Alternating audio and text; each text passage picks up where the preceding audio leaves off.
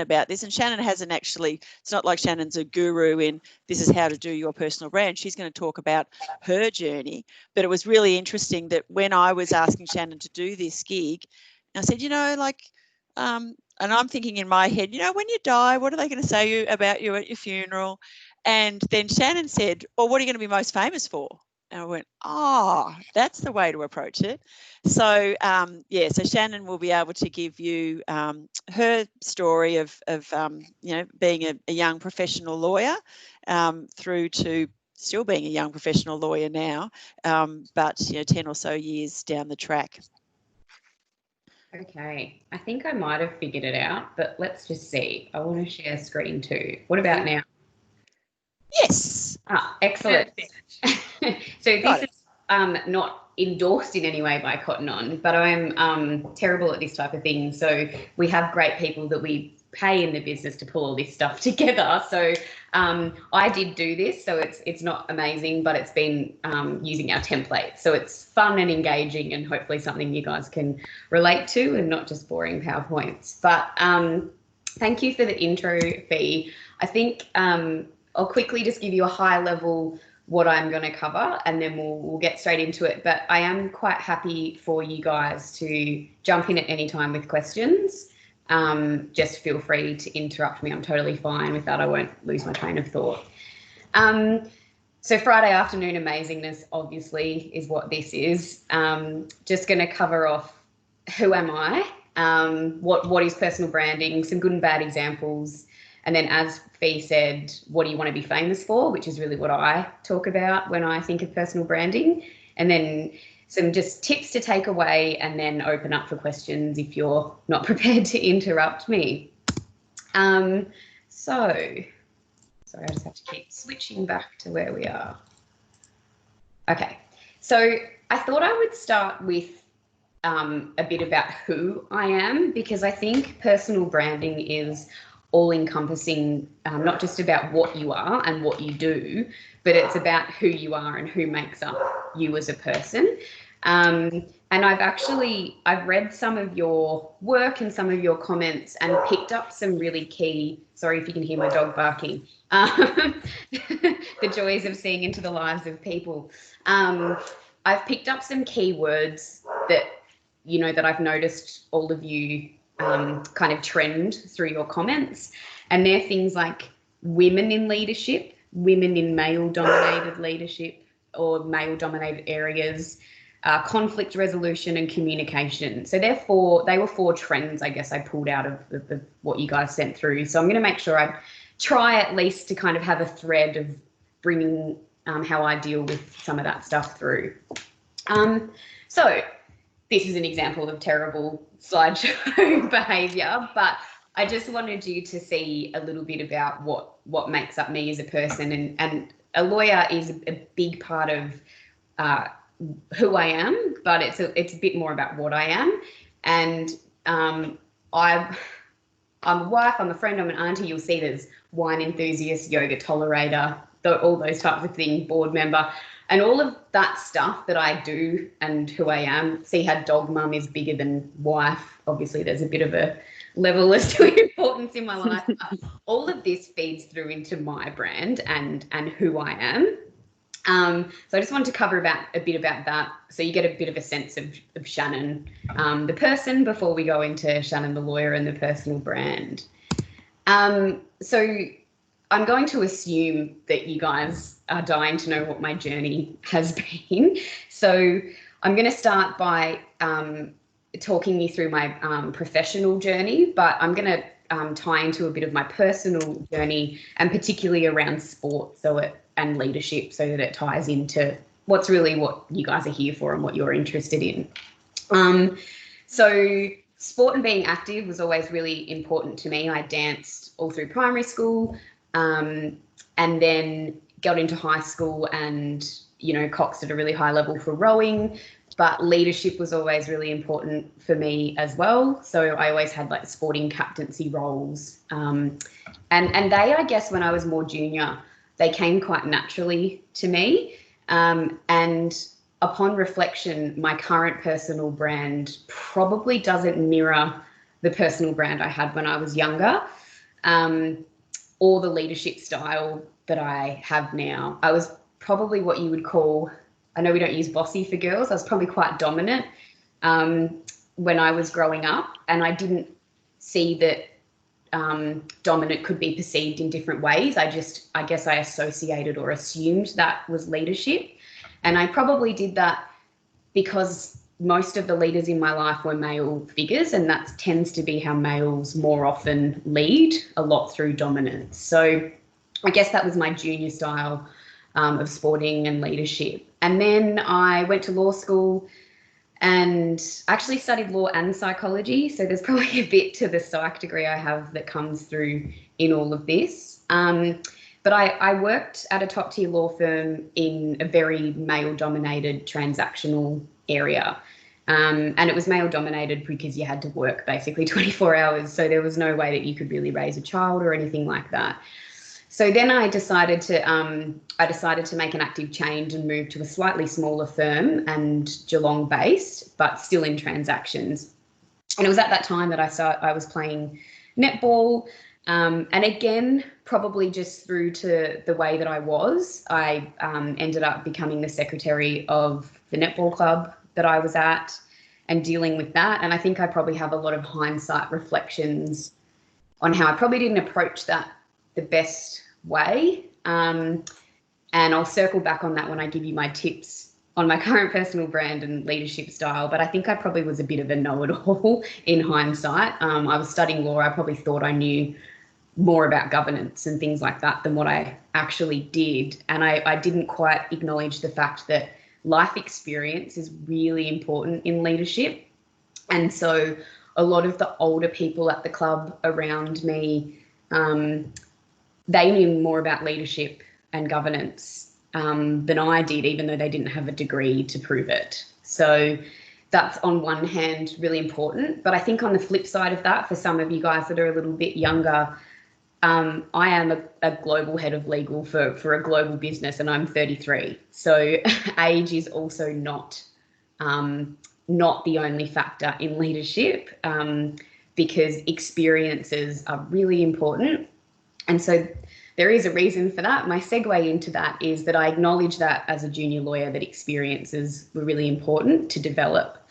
And so I went out and looked for a board position, a volunteer board position, and I ended up taking on a role as the secretary of the Special Olympics.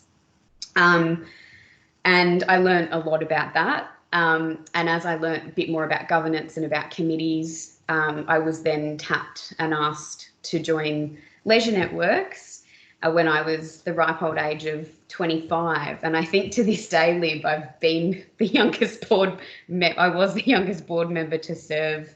Till now, we have, I think, a 26-year-old. And it's really interesting to see her now, and that I was in that spot, 9 years ago or whatever. So there was a lot to do with sporting and leadership that led me to the volunteer governance roles that I took on with Special Olympics and Leisure Networks. And then I took a job at Cotton On, and I've progressed in my career through there. Started as just a company lawyer, then group legal manager, and now head of legal. And I have 3 non-legal functions under me as well.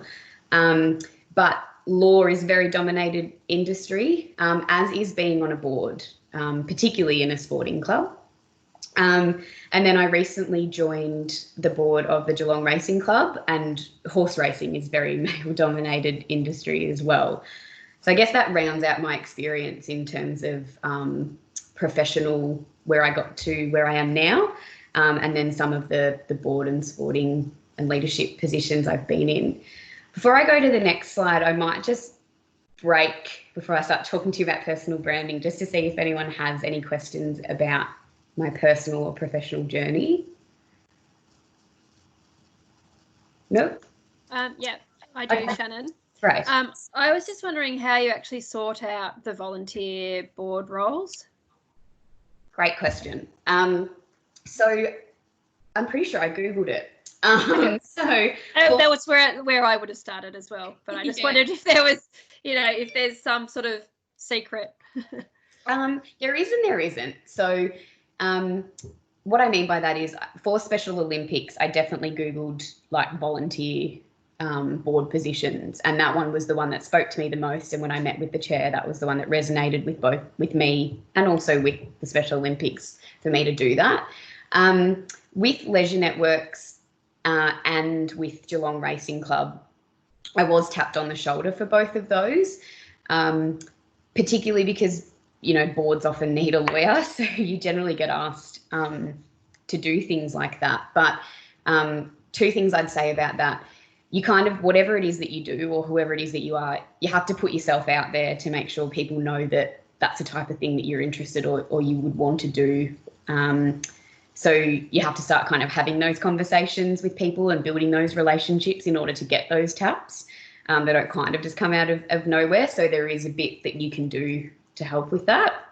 And the other thing that I would say is, while volunteer experience is really important, I would seriously assess exactly which roles you do and don't take, because, you know, they're unpaid positions, and while you learn a lot, you give a lot as well. So it has to be something that really aligns with your personal values and that you believe in, so that it feels engaging and that you get something out of it.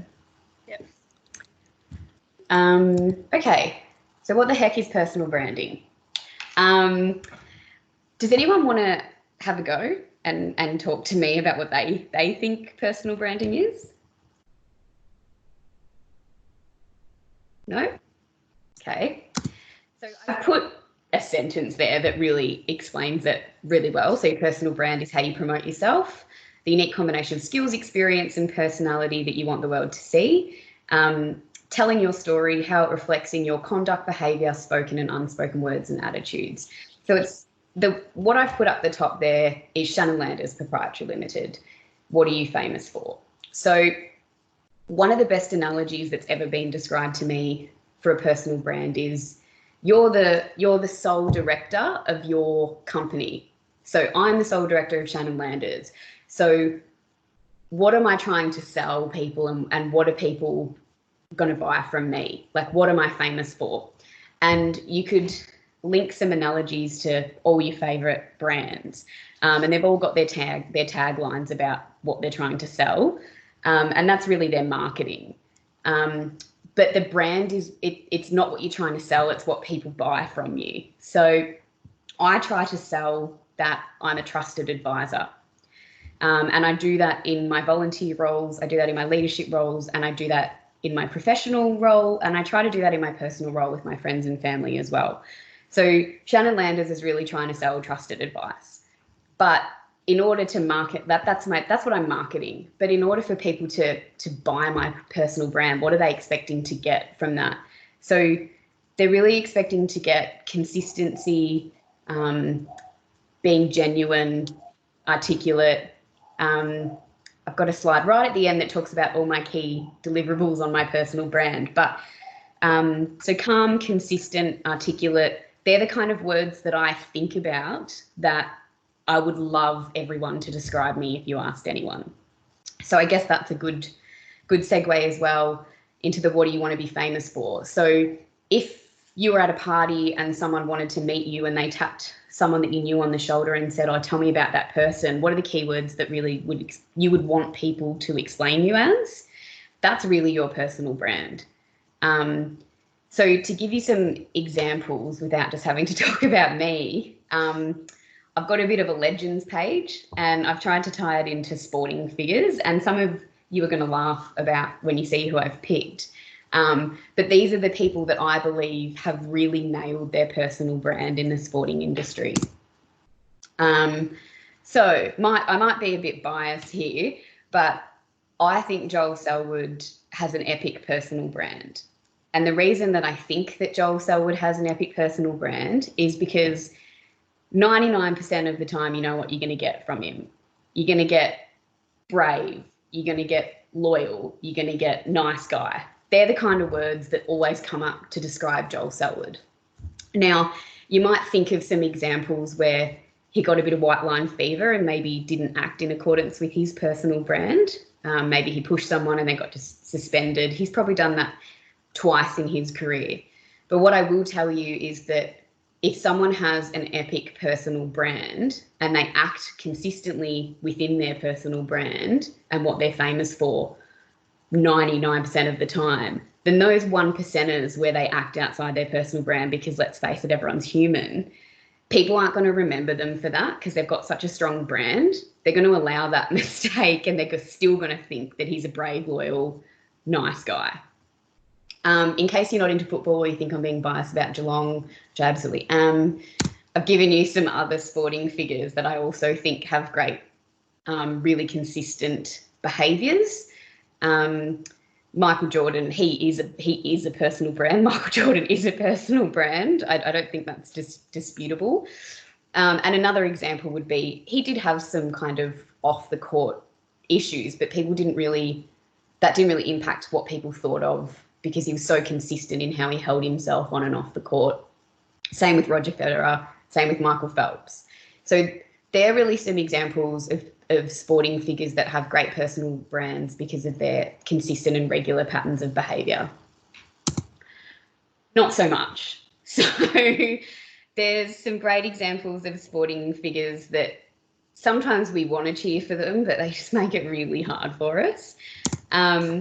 So I'm not picking on tennis, but Bernard Tomic and Nick Kyrgios make it challenging for us to love them because they have challenging personal branding.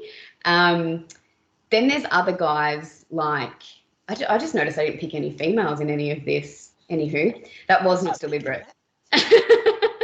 I'm noticing that too, Shannon. I can't believe it. I did this at like 10 o'clock last night. So I missed the female part of it, but I was really thinking about branding, not about sex. No, it's good. It's good. It says something though, doesn't People it? we don't like are all It does say something. Sorry, Jessie. So Tiger Woods and Lance Armstrong are good examples of how if you do something that's so outside of your personal brand, or you consistently and regularly do something outside of your personal brand, it basically obliterates what you stand for. So you would have said that, and nothing to take away from the fact that they're amazing athletes, but it impacts their leadership because they're not really the kind of role models that you want to follow. Because one was a consistent and regular adulterer and one was a consistent and regular drug cheat. So it kind of brings into disrepute all the previous goodwill they put into their personal brand. So they're just some examples I thought would help illustrate personal branding, because you don't know me, but you know a lot about these guys. So what do you want to be famous for, which is what I was talking about before. The words that kept coming back to me that I would want people to describe me as, both personally and professionally, are the words on the screen. So calm, genuine or authentic, measured, solutions-focused, articulate, strategic. Now, I haven't always been all of those things. At times, I probably haven't been any of those things. And I think personal branding is a little bit of a cake recipe that's made up of things that you naturally are or you naturally default to, and things that you have to work on. Your personal brand doesn't just happen naturally, but it should be genuine and authentic. You shouldn't try and be someone that you're not, but there might be certain things that you want to be known for that you really do have to work on. And for me, that was calm. I haven't always been calm. I was probably quite emotional in my decision making and my leadership growing up. And really only in the last, I've always been solutions focused and strategic, but I guess whether people bought into my strategy or my solutions was impacted because of how I delivered it, because I wasn't calm when I was trying to get them to the solution or get them to the strategy.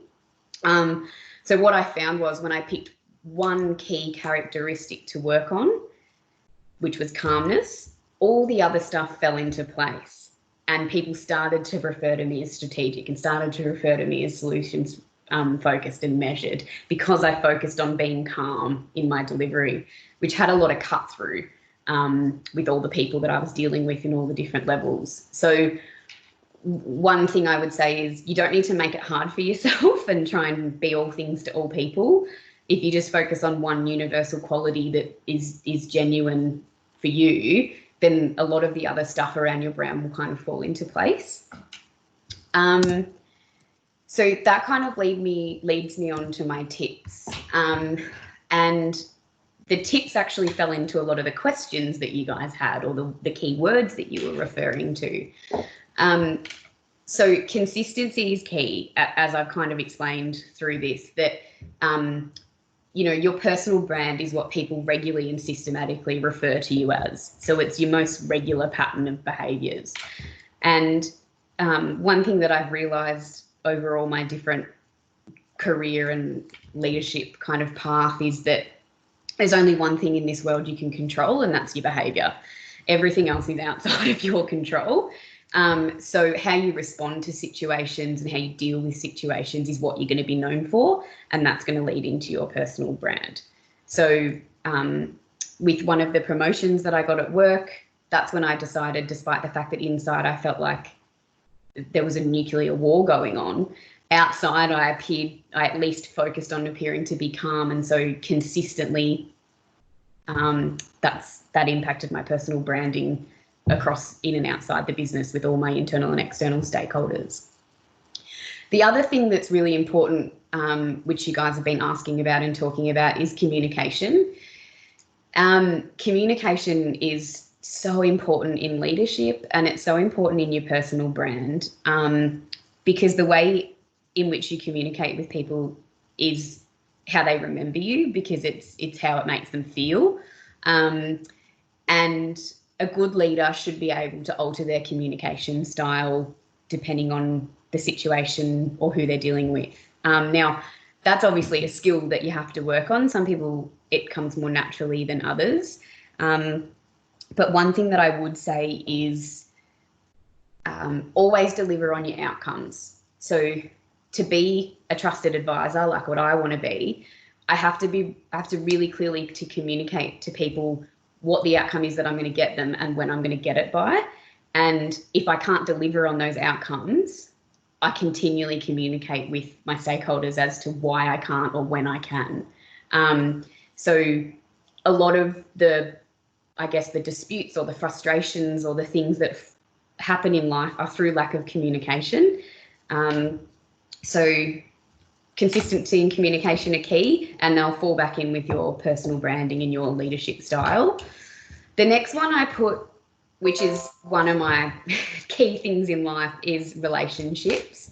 If you can build really good relationships, then your communication is easier. You have far better cut through and influence. So when you have good influence, your leadership is stronger. And then you have better personal brand because you have better relationships. And then it just, all the disputes that you might be facing or the governance issues or the things that you're dealing with in your roles, if you've got good relationships, you'll find that things diffuse or dissolve a little bit easier. And I can say that through life experience, but also through being a lawyer.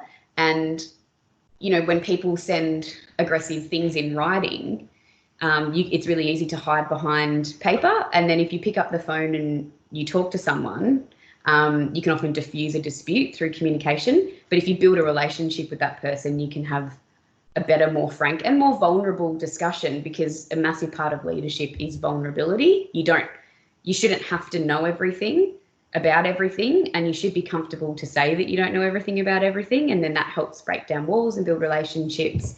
And then you should be able to communicate better and resolve disputes more easily. So I think that is, I'm probably out of time with my presentation.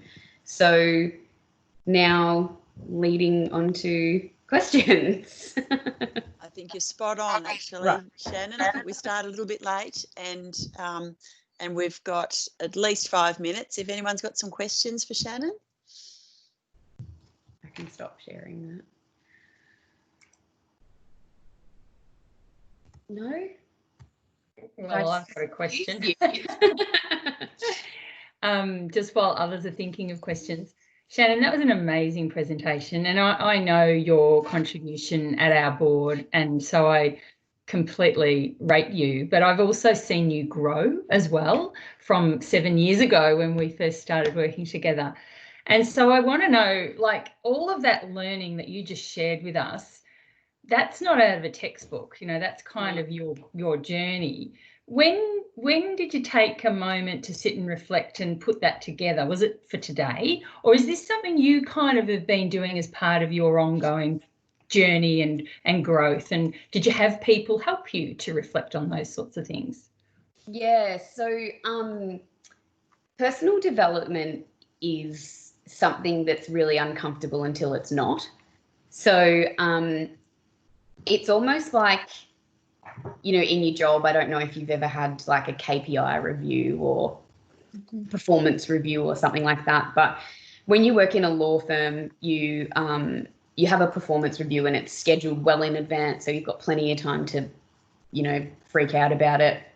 And then you sit in a room with a whole heap of really big old scary lawyers who just tell you that you're not making enough money for the firm, no matter what that you're doing. So that was my experience with, I guess, feedback, and I didn't deal with it very well. I didn't deal with it very well because I took it really personally, because it is. And I think I probably thought I knew everything. I probably didn't think that there was anything that anybody could teach me. And it's not, I've never been a brat or arrogant or anything like that. It was just that I felt like I was smart enough to figure it out myself. So this sounds really horrible, and I swear to God I get to a point.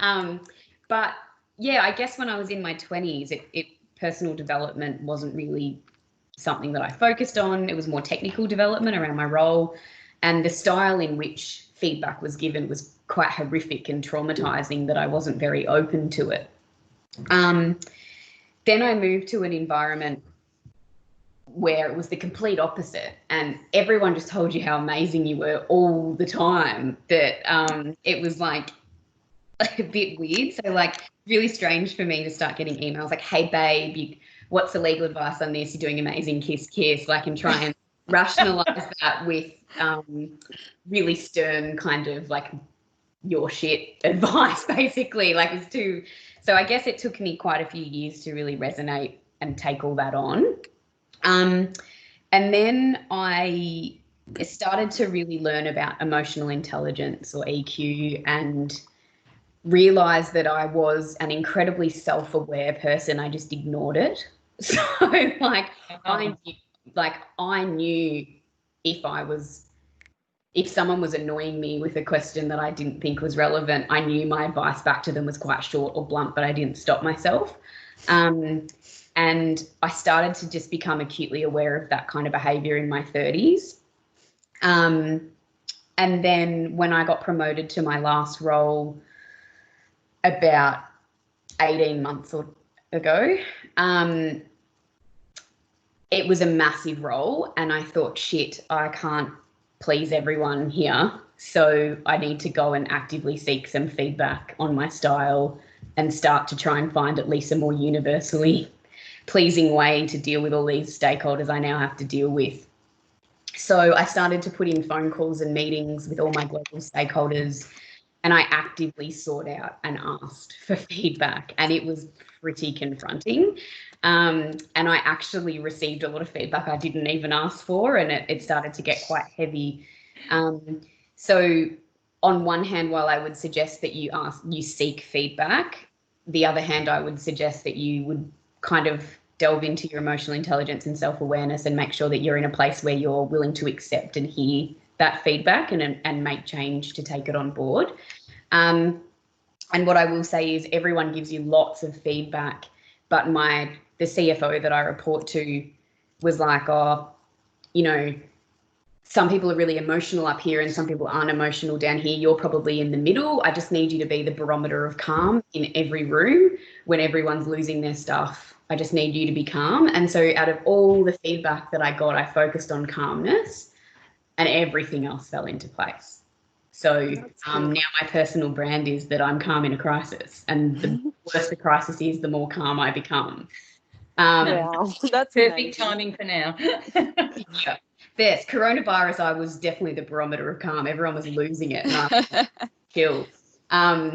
So that kind of ties back into everything I said before, is that it's good to focus on one thing that you want to be known for or that you want to be famous for. And you definitely do need to seek feedback, and you definitely need to be open to that feedback and to making change.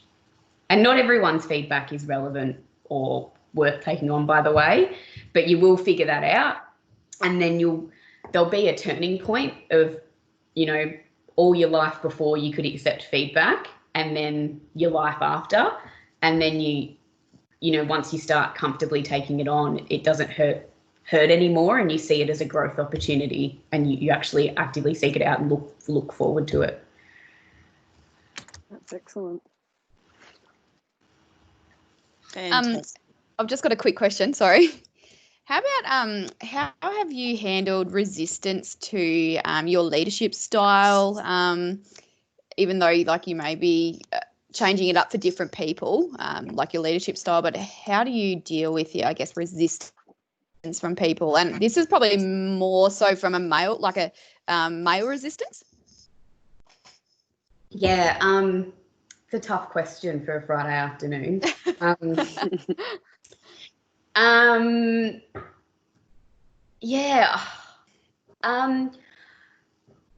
think the one tip I can give you is that you've got to continue to be authentic and genuine. And while I say you need to flex for different people, you should absolutely not be changing who you are to suit someone and their style.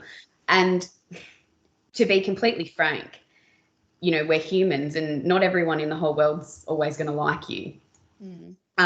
But you should at least be able to get people to respect you. So there's certainly people in the business, males and females in particular, that I can think of, that I kind of have, we rub up against each other the wrong way, but we can respect each other enough to get to a result. And what I would say is that, as hard as it sounds, if you're having like a rub against someone, you have to address it head on. So I wouldn't do that in writing. I would do that verbally, and I would do that in a more casual setting. So I wouldn't go into a meeting room or something like that where it's very formal. I would, we've got a cafe at Cotton On when we're actually allowed to be there. I would say, can we grab a coffee? And I'd be like, look, I feel like we're just butting up heads against each other, and I just want to know how can we get to a result? And I think I would just unfortunately have to swallow my pride and just be really vulnerable and say, this isn't working, can we just do a bit of a debrief? And I would face it head on, which is really scary, but you would be amazed the impact that has once you've done it. And I think if it's a male, you just stroke their ego and tell them you need their help. It tends to work. So no offense, Jessie. No, I don't care if it's a It's true though. No, it's 10% of the time. So. It does. Absolutely. Implant some ideas in their head too.